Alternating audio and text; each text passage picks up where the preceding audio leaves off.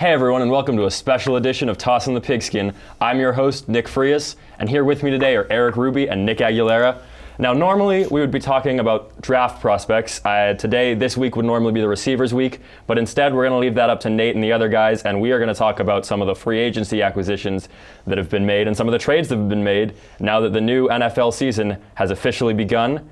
I think we're going to start off with the Browns. How does that sound, boys? The Cleveland Browns. Yeah. I mean, nobody really expected us to be talking about them at this point of the season. They're like, let's wait till draft time. Yeah, at least I don't think we expected to talk about them positively at this point of the season. Probably. I mean, it's just crazy about the moves that they've made. Like, they've completely changed their franchise in just a few trades. Exactly. So the Browns, heading into, from the time between the new season on March 9th of 2017 until March 8th of 2018, the Cleveland Browns had made 3 acquisitions. Once the new season started last week on the 9th of March of 2018, the Browns made 4 acquisitions, trading for Jarvis Landry, Tyrod Taylor, Demarius Randall, and a 2019 third-round pick, giving up a 4th-round pick, a 7th-round pick in 2019, a 2018 third, 4th, and 5th, another 2018 5th, and then Danny Shelton and Deshaun Kaiser. So what do you guys think of these trades? I think the biggest thing here is when you're talking about the picks that were traded, number 1 and number 4 of the first round were not set. I mean, the fact that they can get a receiver like Juice, like Jarvis Landry, and they can get an upgrade from quarterback, obviously, in Tyrod Taylor, and not have to give up one of their better picks. So now they go into the draft and they're still able to acquire maybe that franchise-changing player, whether it's a Saquon Barkley, a Nick Chubb, if they're going to draft another quarterback, who knows. But the fact that the Browns were able to get this kind of talent, now you have a wide receiver duo of Josh Gordon and Jarvis Landry, and now you're going to the draft with 2 of the top 5 picks. I mean, obviously they're going to get more wins than last season, but I feel like they're going to significantly improve from last season, which is not what a lot of people expected from the Browns. Not at all, not heading into last week at least. Obviously. Yeah, and I think these trades really mean 2 things. Number 1 is that they're definitely going to go best player available in the draft with the number 1 overall pick. They don't have to reach for Sam Darnold or Josh Allen or Josh Rosen. I think they can go for Saquon if they wanted to. And also, it gives them an insurance policy so they don't have to draft a quarterback in this draft. They can wait till next year, take someone who's on the board next year. Tyrod Taylor is a good bridge quarterback. I don't think he's a great quarterback, but I think the way he plays, he's a decent NFL starting quarterback. I think that the way he plays is going to be able to translate well with the Browns. Now they just have so many options on offense. And you got to admit, Tyrod Taylor's going to be so happy to get out of Buffalo. Oh, of course. I don't know why, but they hated him there. They're like, oh yeah, we're going to start this Nathan Peterson kid or whatever, and he's going to throw 5 interceptions. And then you're going to play a little bit, you make 1 mistake, you're benched again. Now he's at a place with the Browns where he can make his mistakes and he can work out better. So I would definitely look for an improvement from Tyrod Taylor, and he has people to throw it to now, especially people who are extremely athletic like Gordon and Landry. So I mean, I feel like Tyrod Taylor's going to take a big step along with the Browns this season. Oh, definitely. And it's huge that they didn't give up those first picks, not only for the offensive factor, but now you can take a Roquan Smith out of Georgia at linebacker or a Bradley Chubb at edge to go along with Myles Garrett and bolster your defense in those first 4 draft picks, as opposed to just having to focus on that quarterback or trying to get a Saquon Barkley. Now, the only improvement that the Browns definitely need to make now is getting a replacement for Joe Thomas, because he announced his retirement as soon as he was able to when the new season started. I mean, you had to see it coming. I mean, over 10 years in the NFL as a lineman, that's just going to be a lot of wear and tear on your body. And it kind of sucks because now he's not going to be there for the Browns sort of taking that next step, but it's almost a passing of the torch for him. He's like, you know what, these guys are good. I've done my time here. Like, I'm going to go relax. I'm going to retire. And now it's time for the Browns to move on, take that next step. Well, and I wouldn't be surprised if we hear sometime down the road, probably closer to July or August, that he's getting hired in the football operations department of the Browns organization just because of what he means to the city and the franchise. Like, he's almost like the Browns' LeBron James, not necessarily in terms of talent in the sport, but just what he means to the city and the franchise and the fans. He's irreplaceable. Absolutely. I mean, that's just a name that's going to go down in Cleveland Browns history forever. Yeah, like rarely do you see a lineman that has this much influence on a city and a team. But what Joe Thomas did for Cleveland was incredible. He's been there forever, and he protected all those quarterbacks. And I just think, yeah, you will see him in a front office role come July, and I think it'll be very important to get him back in one of those roles. And the Browns weren't the only team making moves. We're going to move on to some of the other acquisitions that were made, including I will start off with Kirk Cousins going to the Minnesota Vikings on a 3-year, $84 million deal. This deal, huge for the city of Minnesota. Case Keenum, he was a solid quarterback last year, and he's got a very solid flat line. Cousins has a lower floor, but also a much higher ceiling than Case Keenum has, and I like him much more in Minnesota, where he's got weapons like Diggs and Thielen and Dalvin Cook coming back, as opposed to the Redskins. They almost treated Cousins the way the Bills treated Taylor, just not giving him weapons, trying to find his replacement.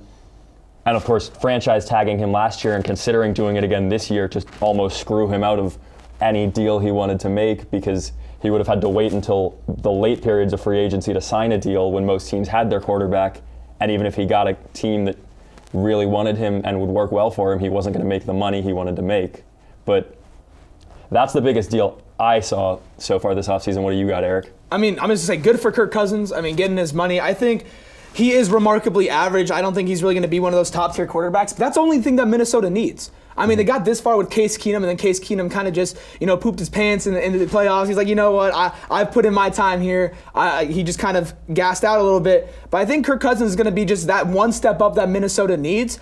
So he's not going to be that franchise quarterback, but hey, he got his money, and Minnesota just got a better quarterback around a team that was already playoff bound and most likely could be Super Bowl bound as well. But for me, I'm going to go local here. We are in Arizona. The Arizona Cardinals cut Tyrann Mathieu after disputes over a contract claim. Tyrann was won a little bit more money. He has been a Pro Bowler, but he has also been injured. So you can see it from both sides. Now, my biggest concern is where the Arizona Cardinals are spending their money on the other side. I mean, Sam Bradford is $15 million guaranteed. He's an average quarterback. That's fine for an average quarterback, but you're going to pay him. With some incentives, you can get him up to $18 million. That's just what the market dictates for him. A lot of Cardinals fans see that number and they're like, oh my gosh, why is Sam Bradford getting that? I mean, that's just what a lot of average quarterbacks are getting in today's league. I mean, you can even look at Kirk Cousins, who's getting more than that now.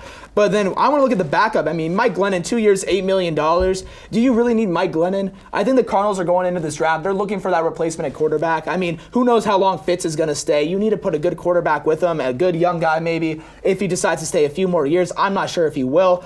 But do you really need the backup to what's eventually going to be your backup? Now, obviously, you bring a rookie in, you want a veteran there to mentor him and go through that. But do you need to pay $8 million for Mike Glennon for a backup to that guy? Or can you just pick up one, maybe off of free agency? I mean, they had Blaine Gabbert last year. I don't see really the biggest difference between having Blaine Gabbert and Mike Glennon. And now you're cutting Tyrann Mathieu, who, I mean, I live in Arizona. He has done so much for the state of Arizona, and he's done a lot of community work here. And he said he's going to continue to do that. But this is a huge loss for Arizona and the city of Phoenix and the Cardinals in general. Now, I mean, the Cardinals have treated Tyrann very well. I mean, $62.5 million on a 5-year deal in 2013. And he was just asking for a little bit of a pay raise. And while his play has declined a little bit from his younger days when he wasn't as injured and he was a little bit faster, I'd say he was still worth that money, a lot more money than Mike Glennon would be worth. And I just don't understand the signing of two quarterbacks. I'm fine with either. I'm fine with Sam Bradford. But why are you putting that money towards Mike Glennon when you could put it towards another person who's more intricate to your team? It's very true. For me, the biggest offseason move was from Sam Bradford's old team, the Philadelphia Eagles, and the rich are just going to get richer here. They got Haloti Ngata and Michael Bennett to bolster up that defensive line, and I don't think anyone's going to want to run against them.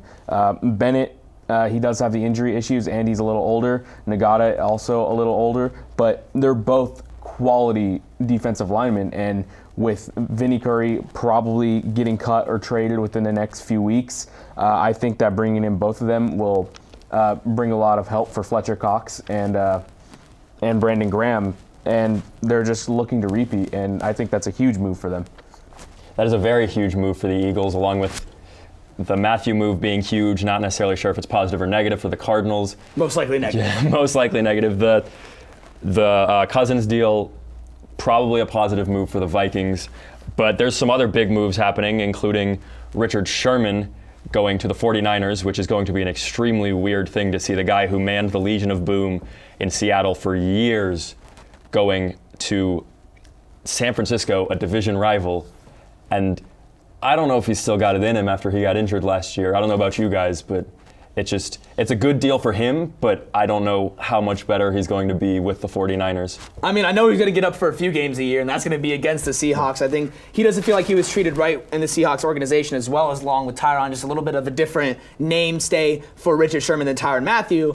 But I almost find it hilarious because now he's going to the team that he single-handedly stopped in the playoffs. There was all those Richard Sherman things, like all the pictures of him and all of that, the miraculous plays that he's had, and now, I mean, he's going to the 49ers, and he even said, yeah, a little bit of it is for revenge. And I could see that. You feel like you've put in your time and effort into a Seahawks organization. You man one of the most legendary defenses of all time, one of the most recognizable one with the name Legion of Boom. And now the Seahawks, I mean, who knows what they're doing? They're getting rid of the Legion of Boom. They don't have an offensive line. They're losing a lot of other pieces. So, I mean, you can see those Seahawks kind of bump down to the lower end of their division with the Cardinals as the 49ers and the Rams sort of take that next step and move up. You know, Jimmy Garoppolo's taken that team and he's elevated them to another level. I think bringing in Sherman, he brings a nice veteran presence for those younger guys because this is a very young team. They got rid of Carlos Hyde and brought in Jerick McKinnon. So I think that they're trying to get better, and Sherman is still one of the top corners in the league. So I feel like bringing in Sherman not only helps the team win some games, but it also helps the young guys learn from under Sherman's mentorship. So obviously there have been a lot of big moves made, and before we wrap up, here's just a few more. You've got the Raiders losing Michael Crabtree, but then signing Jordy Nelson from the Packers. And then you've got the Packers replacing Jordy Nelson with a dynamic tight end in Jimmy Graham. And speaking of Jimmy Graham, his former team, the Saints, have made a few moves, and in that division, the Falcons lost Dontari Poe to division rival, the Carolina Panthers. So it's going to be an interesting year for the NFL, especially in the NFC. Be sure to tune in next week to hear some NFL wide receiver draft projections.